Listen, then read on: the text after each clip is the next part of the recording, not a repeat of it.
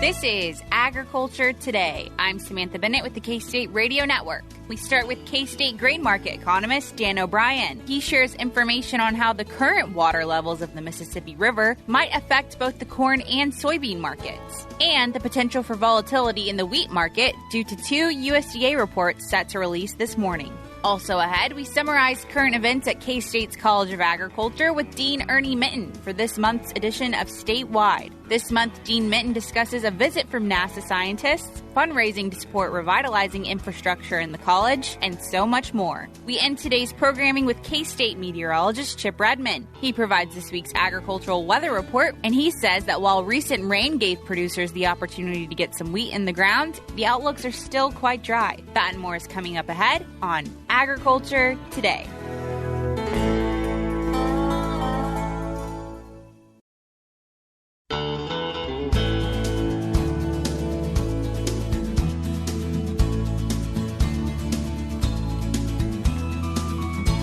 This is Agriculture Today. We are back now with Dan O'Brien. He is our K-State grain market economist for this week's grain market update. So, Dan, thanks for joining us. Thank you, Samantha.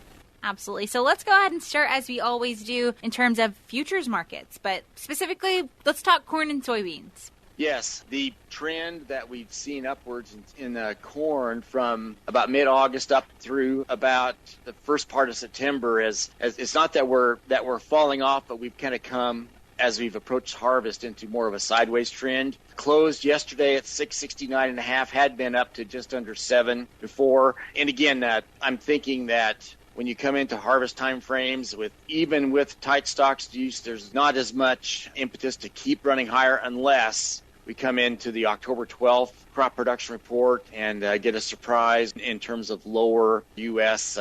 production than had been anticipated. There are a couple of headwinds coming into the corn market that could affect both corn and soybeans. We'll talk soybean prices in a minute. In that we get reports that low water levels in the Mississippi River, in our river system, is slowing down the possibility or the rate of shipment of barges down there, and that could be an inhibitor on prices. Although at least in the Western Corn Belt where we're at, whatever it's produced is gobbled up in domestic uses. So that probably would affect futures prices overall, although I think our basis levels are awfully strong. And also, I think, at least in the West, and when you look at soybean futures, of course, they've been hopping around and volatile all over the place. Had closed on yesterday's markets at 14.10 3/4 for the lead contract in November. Had been up to about 15.05 thereabouts. So again, just up and down movement. That same potential concern with regard to export shipments could come into play for soybeans, as well as October 12th numbers coming out that could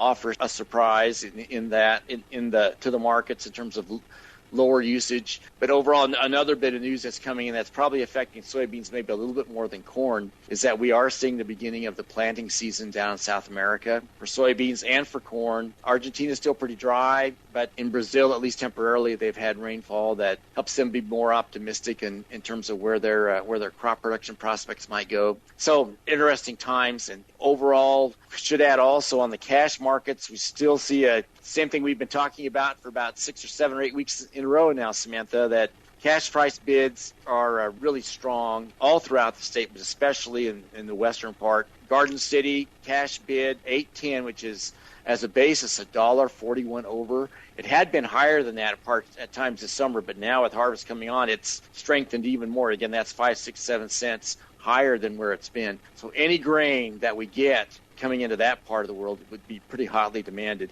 And Colby, that in the northwest part, had been trailing just a little bit behind. It still has a bit of $1 over, but now really across the state, we're seeing these locations come in strong. Colby, the basis bid of $1.01 over. Salina, $1 over. The Hutchinson, $1.05 over. Even Columbus has at their top bid about $1 over. And again, we're taking the top bids in these areas that we're looking at. So a lot of strength. You are seeing basis bids for new crop next year for corn that are, in Salina, 10 under at 604, 10 under the Dees 2023 futures. Same in Hutchinson, And actually, what's kind of surprising is that the hottest new crop forward contract bids for grain aren't in Garden City and Colby, but they're found over in Salina and Hutchinson. So I'm not sure what that says, other than there are concerns about gathering and supplies in that part of the world, too. Sure, absolutely.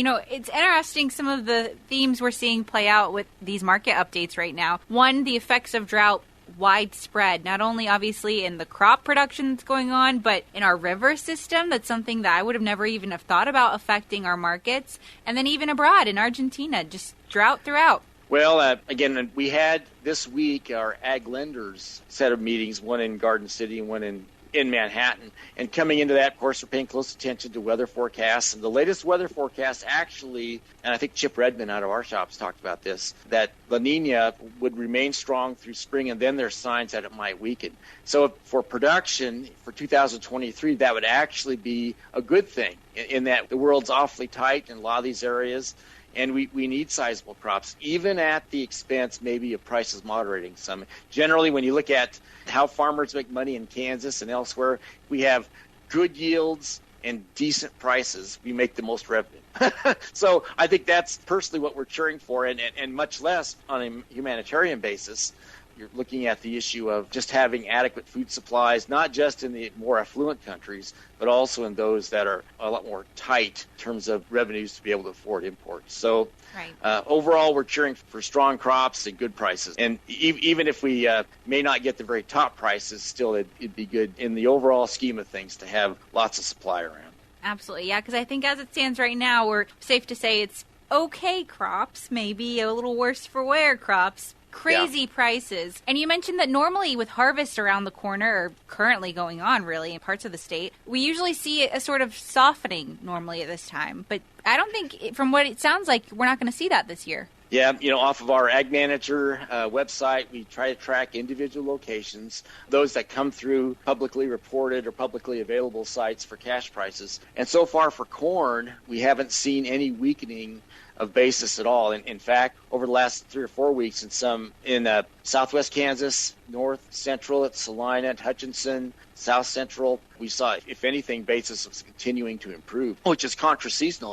with the new crop coming on. But yields have been coming out of those areas, and I think elevator operators have been looking at non-irrigated yields. And in some places we were fortunate to catch rains, things came in, but if they happen to be in a region that at least part of it was really short of moisture this summer, and there's a lot of Kansas like that, they're probably looking at their origination area and thinking, gracious sakes, whatever does come out, we want to get hold of quickly, because what we have to pull from is probably substantially or significantly less than we would normally be expecting. And from what I understand in our conversation before, there's 2 reports being released today, maybe even minutes away as people are listening to this, from the USDA in terms of wheat. So some volatility may be anticipated in those markets? Yes, there's the USDA at the end of September, and today is the end of September on the 30th, they released the quarterly stocks report, which will show as of September 1st the amount of stocks for corn, soybeans, wheat, grain, sorghum, sunflowers, other major crops that we grow here in Kansas. Of course, for corn and soybeans, those numbers will be directly compared to what the WASDE report estimated on September the 12th. So that'll be interesting to be a direct comparison.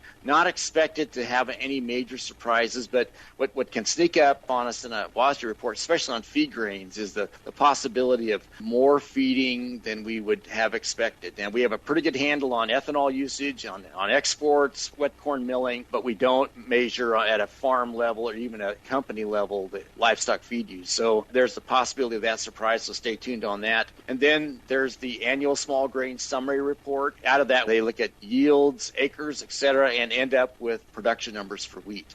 Again, not anticipated there either to be any major surprises, but I guess as we're talking here at 11 o'clock today, there will be information coming into the market, and I think it behooves Kansas farmers with grain to sell, either new crop or old crop, to be aware that, hey, if there's a possibility today of some volatility, if there's a surprise in these numbers, and if you're making a decision, that this would be a time to stay close to their cell phones or their radios, whichever, to see what might come about, and if the market starts to move in some direction that for or against them, then they can make the most informed decision. Otherwise, moving on, wheat markets have remained pretty stable still. We have continued this trend over the last 3 or 4 weeks of having strong U.S. wheat exports. And it seems like, along with worries about planting the hard red crop in our neighborhood, that this November 22nd end of agreement that Iran brokered through the UN with Ukraine and Russia to allow grain to come out stands every strong likelihood of not being continued. So once that became apparent, for about 3 weeks in a row, we've been at now about 22, 23, 25 million bushels a week of U.S. wheat exports, and hard red being a big part of that, from what we grow. And we need a pace of about 16 to 17 to meet the USDA's projections. So the geopolitical impacts of this are coming home to roost in terms of U.S. wheat being strongly demanded, and that's even with a strong U.S. dollar that adds about $2 to $2.50 to what, by my calculations, to what the world would pay normally when they look at the U.S. price, go exchange their currency for the U.S. dollar. So again, about a couple dollars higher plus, higher actual value to actual cost and expense. Even with all that higher cost of the U.S. dollar impacting wheat exports, still we're running pretty strong for about 3 or 4 weeks in a row. Absolutely. Well, like you said, we'll continue to watch and see how things play out with Russia, whether or not they continue that agreement or decide to call it off at that November deadline. Those sides are pretty well dug in. I don't know. I think that that most market watchers and apparently wheat buyers around the world have said, hey, we don't have a lot of confidence that's going to happen. Sure. So they've started to go grab what they can in really a seller's market situation. Well, Dan, we've chatted a lot here today, but Dan, as always, we thank you so much for your time. Thank you, Samantha. Take care. You as well. Once again, that was Dan O'Brien. He is our K-State grain market economist covering this week's grain market update. We will be back with more ahead on Agriculture Today.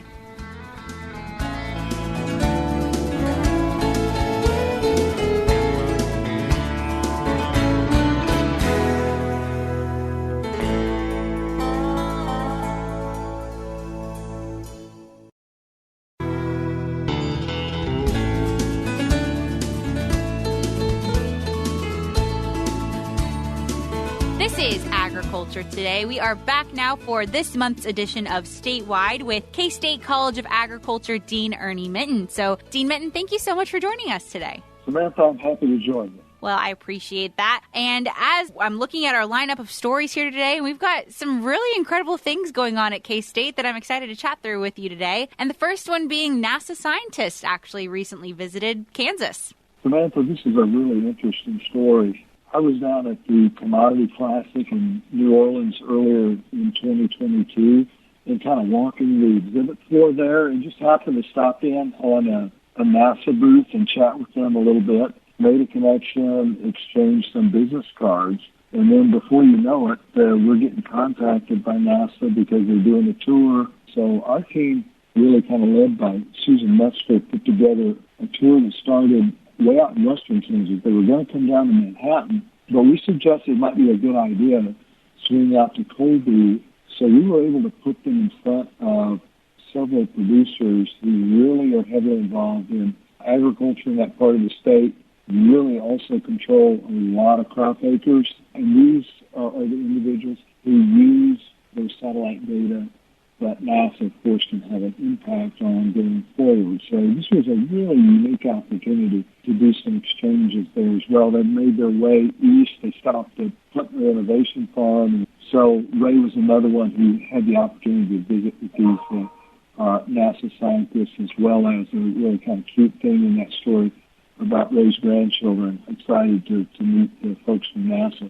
The thing I would close on that story on, Samantha, is, and your listeners need to be aware of, is NASA does look outward to space, and they're the agency we think of when we think of space exploration.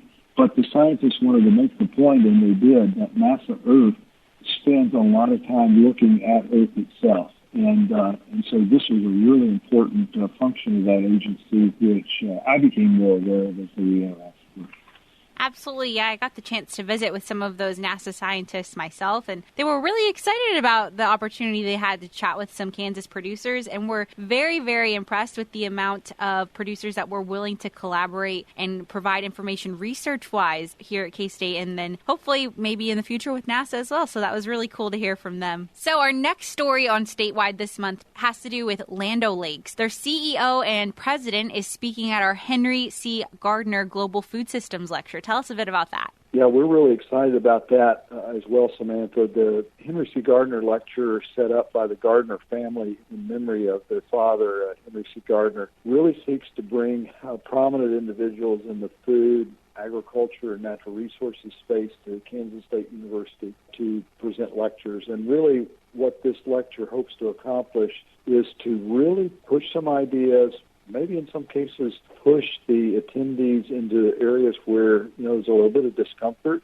and just to challenge us to think. And so the lectures that have been scheduled in the past have certainly delivered on that. And so we're excited to have Beth Ford on October 11 come to the K-State campus to deliver that next Henry C. Gardner lecture on October 11. And of course, Land O'Lakes is a big food and agriculture company, and so she fits that bill. Obviously, a CEO, very well known, very well regarded in that space. So we're looking forward to her continuing that legacy with the next Henry C. Gardner lecture.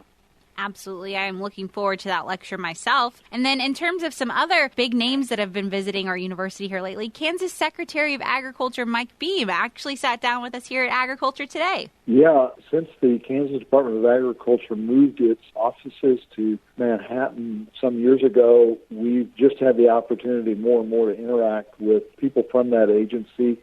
And so we see a bit more from Secretary Beam, and we're really happy about that. He was talking, and readers will see in that story, about topics that were discussed down at the Ag Growth Summit. And these, again, are challenging topics for Kansas producers, having to do with drought, labor challenges, and then topics perhaps that will show up in the next Farm Bill. But what that really points out, particularly also with that Ag Growth Summit, is remind us all of the role of Kansas State University as an engaged land-grant university. That is, always listening to stakeholders and producers, and then interacting with agencies like the KDA to help solve problems. A very important collaboration between the university and the Kansas Department of Agriculture, like you mentioned. Another important partnership in terms of extension work that goes on here at K-State has to do with Extension's involvement in public health. So tell us a little bit about that. Extension has partnerships outside of traditional production agriculture at the local level, and this particular story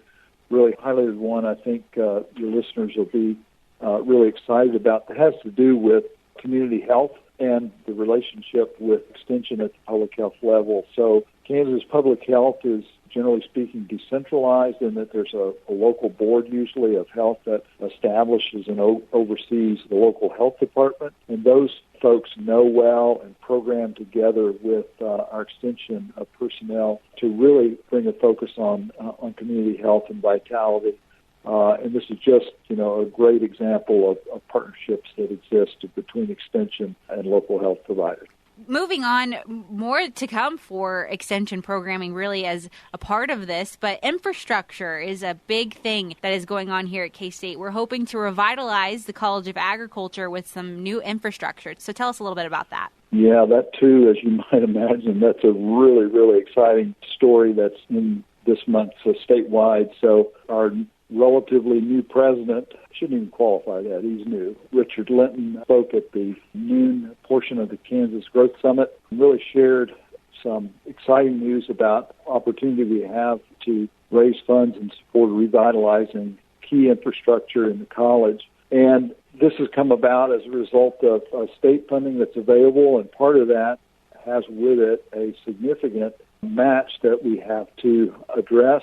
And so he spoke about that and the really, really compressed time frame that we have to raise a fairly significant amount of money in. However, He's just come from North Carolina State University, where he successfully led the fundraising effort that's really very similar in scope to the challenge we have here to build the North Carolina Plant Sciences Initiative building. Several of us have visited that building. It's state-of-the-art. So he's got a roadmap in mind and really, I think, took a very, very strategic and effective approach with building stakeholder support at the ground roots level. So we've got there in North Carolina groups like the Farm Bureau, the North Carolina Cattlemen's, et cetera, and a lot of other groups involved in that effort. And really, this is what helped establish sort of multi-year support that carried on beyond just the building of that particular plant sciences building. So we're going to need that here at K-State as well. We've got decades of deferred maintenance in our buildings.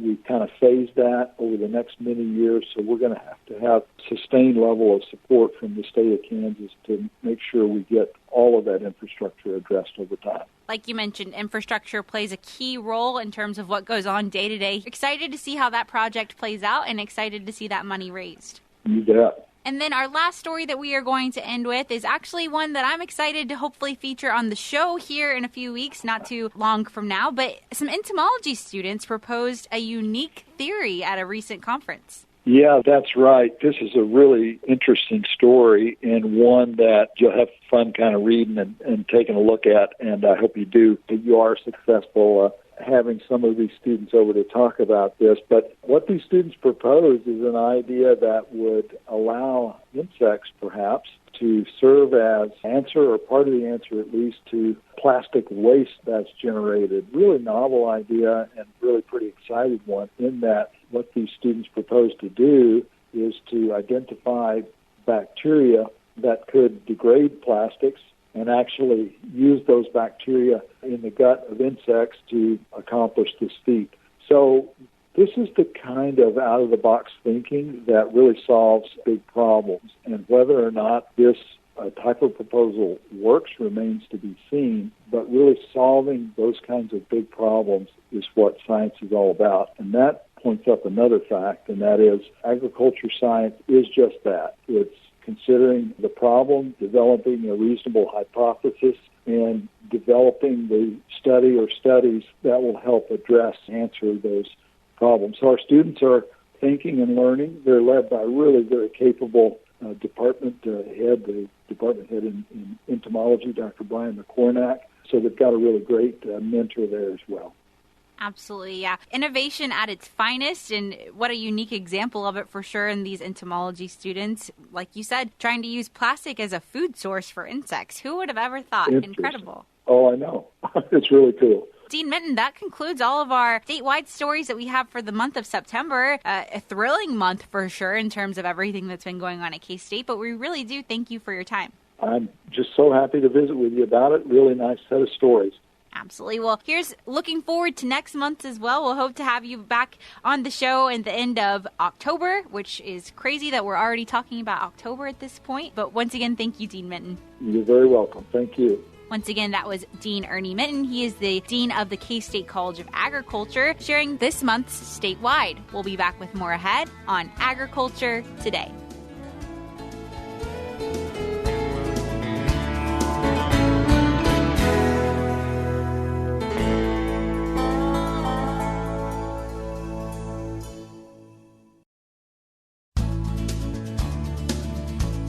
This is Agriculture Today for Samantha Bennett. I'm Ag Today intern Katie Figge. Joining me in studio today and over the phone is Chip Redmond, K-State meteorologist. So, Chip, thanks for joining us today. Yep, thanks for having me. In terms of agricultural weather, what did we really see in the last week? Yeah, so unfortunately the past week has been relatively dry for a lot of the state.